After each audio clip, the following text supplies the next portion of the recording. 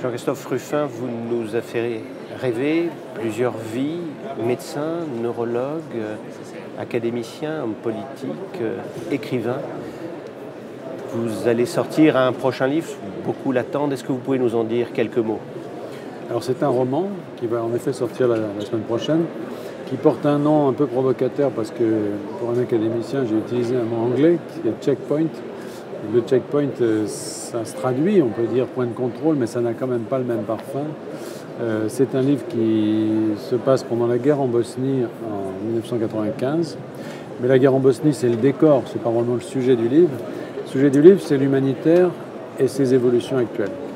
Il s'agit de 5 personnages, une jeune fille de 21 à 22 ans et 4 garçons qui sont embarqués dans deux convois qui conduisent à travers un pays en guerre. Voilà.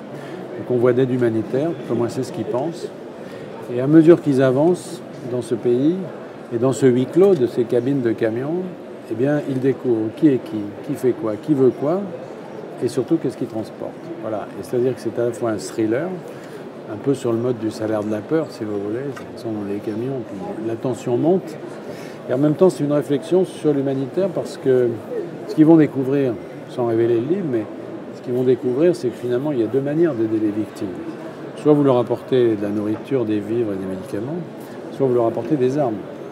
Soit vous les aidez à survivre, soit vous les aidez à vaincre. Soit vous visez leur survie, soit vous visez leur dignité. Et ces débats, ils traversent toute l'histoire de l'humanitaire, spécialement aujourd'hui, depuis que les victimes sont chez nous, depuis le 11 septembre, depuis le 11 janvier. On est en train de se dire, face à Boko Haram, face à ce qui se passe en Irak ou en Syrie, est-ce que ça suffit d'être gentil, neutre, impartiaux, humanitaire, ou est-ce qu'il faut passer à autre chose? C'est le sujet du livre. Merci beaucoup.